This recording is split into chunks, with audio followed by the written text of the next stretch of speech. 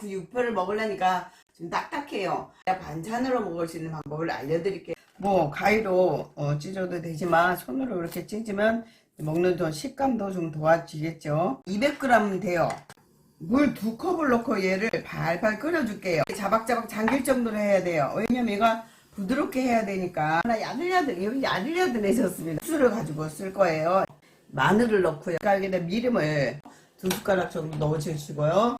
자, 생강, 물엿을 한 3개 정도. 자, 고추장을 많이 넣지 마세요. 이렇게 고춧가루를 또 하나 정도 이렇게 발발 끓여줍니다. 이렇게 짜글짜글 졸였을 때 부드럽게 했던 육포를 넣고 여기다 이렇게 졸여주세요. 너무 부드러워. 이게 육포가 아니야 이건. 여기에 양념물이 약간 이렇게 좀 남는 느낌이 있어요. 제가 오늘 육포장아찌를 해봤습니다. 안녕하세요, 살림하는 숙향입니다. 오늘은 제가 육포를 가지고 나왔습니다. 자, 우리 집에 육포가 있다. 근데 그 육포를 먹으려니까 좀 딱딱해요. 아, 이게 어떻게 먹지? 그러다 냉동실에 들락나갈 거리다 어떤 분은 버린다고 하더라고요. 저는 그게 너무 아까웠거든요. 제가 오늘은 육포를 맛있게 먹는 방법을 알려드릴게요. 저 같은 경우는 이제 매 끼니마다 사실은 이제 하루 섭취량이 있잖아요. 그죠? 단백질인데 그걸 섭취를 못할 때가 있단 말이에요. 그럴 때는 제가 육포를 이렇게 한 조각 정도 이렇게 먹어서 섭취를 하는데, 저는 이거를 육포를 그냥 먹는 게 아니라 반찬으로 먹을 수 있는 방법을 알려드릴게요. 저 영상을 끝까지 시청해 주시고요. 구독과 좋아요도 부탁합니다. 육포를 보면 이렇게 짧게 잘라져 있는 게 있고요. 아니 긴 게 이렇게 저 같은 거 이렇게 긴 거 있거든요. 이렇게 긴 게 있어요. 더 긴 거도 있고요. 자, 그럼 요거를 어떻게 하냐? 자, 육포 손질을 하는 데 있어서 육포 기장이 이렇게 길면 저희가 먹기가 나빠요. 그죠? 그래서 요 정도 사이즈면 이렇게 찢어 가지고 하면은 좋아요. 이렇게 찢어서 씹는 식감이 있는데 얘가 너무 짤막짤막 하면 먹기가 좀 그래요. 이거 이렇게 손으로 이렇게 쪽쪽 찢으세요. 뭐 가위로 찢어도 되지만 손으로 이렇게 찢으면 먹는 좀 식감도 좀 도와주겠죠. 자, 그러면 이 긴 건 어떻게 하냐? 이거는 이렇게 잘라요. 그래서 손가락 길이보다 조금 길게 이렇게 해야지 좀 먹음직스러워요. 이렇게 해서 너무 얇게 말고 이렇게 해서 찢어주세요. 요거 지금 찢은 게 한 200g 돼요. 200g인데 저는 큰 손으로 한 2개 정도 되겠는데, 두껍게 찢었느냐 아니 얇게 찢었느냐에 따라 다르기는 해요. 자, 그러면 이 딱딱한 걸 어떻게 먹을 것이냐? 물 2컵을 넣고 얘를 발발 끓여줄게요. 자, 끓여주면 얘가 부드러워지면서 어떤 현상이 나냐? 여기서 양념이 배 나오거든요. 양념까지. 이게 왜냐면 육포는 양념이 해서 나오는 거예요. 그 다음에 여기다 좀 기름기도 좀 있고, 그죠? 이렇게 해서 얘를 좀 일단 무르게 해주겠습니다. 물이 이렇게 자박자박 잠길 정도로 해야 돼요. 왜냐면 얘가 부드럽게 해야 되니까. 그럼 딱딱하면 먹기가 나쁘잖아요. 그죠? 그래서 이렇게 해서 발발 끓여서 고기가 좀 부드러워지게. 만약에 물이 적다면 물을 좀 더 추가해서 이 고기를 먹어봐서 고기가 부드러워질 때까지만 이렇게 끓여줄게요. 제가 물이 잠길 정도로 끓인 건데 졸여진 거예요. 졸여서서 고기가 지금 얼마나 야들야들해졌습니다. 버dat한 게. 자, 그러면 여기 이제 양념물이, 여기 물이 나왔어요. 이게 이제 양념물로 쓸 거거든요. 이게 지금 양념이 여기서 육수가 나온 거예요. 요거 버리지 말고 요걸 가지고 육수를 가지고 쓸 거예요. 자, 요걸 따로 고기를 덜어내고 얘 양념장을 만들게요. 고기를 덜어내겠습니다.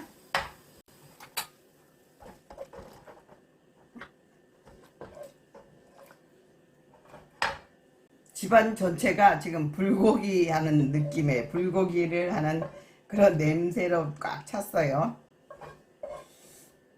이 고기가 뻣뻣하면 어때요? 장아찌 담아놨을 때 먹기가 나쁘거든요. 우리가 육포를 자주 못 먹는 건 왜요? 딱딱해서 그런 거거든요. 양념으로 마늘을 넣고요. 고기잖아요. 고기니까 여기다 미림을 넣어주세요. 미림이 있으면 미림 한 숟가락에서 2숟가락 정도 넣어주시고요. 자, 생강이나 저는 이제 생강 설탕이 있어서 생강 설탕을 이렇게 씁니다. 만약에 생강 있으면 생강 쓰시고요. 생강 가루 있으면 생강 가루 쓰세요. 저는 이게 단맛도 주기 위해서 이게 생강 설탕을 이렇게 씁니다. 생강 설탕은 제가 편강을 만들고 나서 나온 설탕이라서 씁니다. 여기다가 물엿을 한 3개 정도 넣어주세요. 왜냐면 달달하면서 쫀득한 맛을 주기 위해서입니다. 자, 고추장만 다 넣으면 전 집고추장이라 약간 짭짤합니다. 자, 고추장을 많이 넣지 마세요. 왜냐면 얘 자체가 고기가 간이 이미 되어 있는데 거기다 고추장을 많이 넣으면 어때요? 짜서 못 먹어요. 그래서 이렇게 하고 이렇게 고춧가루를 또 하나 정도 이렇게 넣어 줄게요.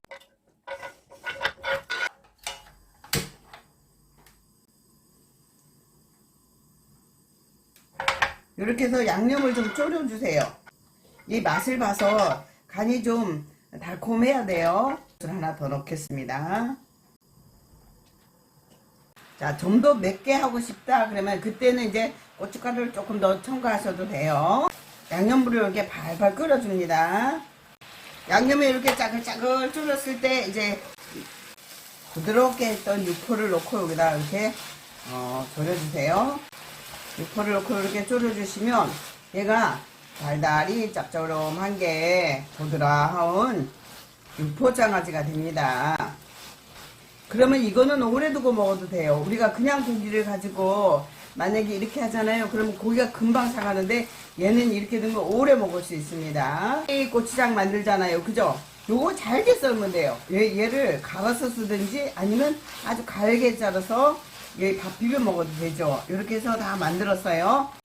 참기름과 통깨를 넣어서 얘를 고소한 맛을 배를 시켜주는 거죠. 고기도 고소한데 이렇게 해서 참깨도 이렇게 넣어주시면 되죠.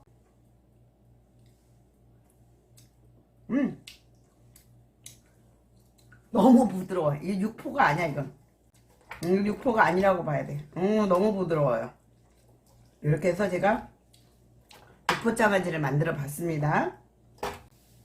자, 다 하고 났으면 여기에 양념물이 약간 이렇게 좀 남는 느낌이 있어야 돼. 그래 얘가 다시 이제 딱딱해지지 않는데 양념이 하나도 없이 바짝 볶아버리잖아요.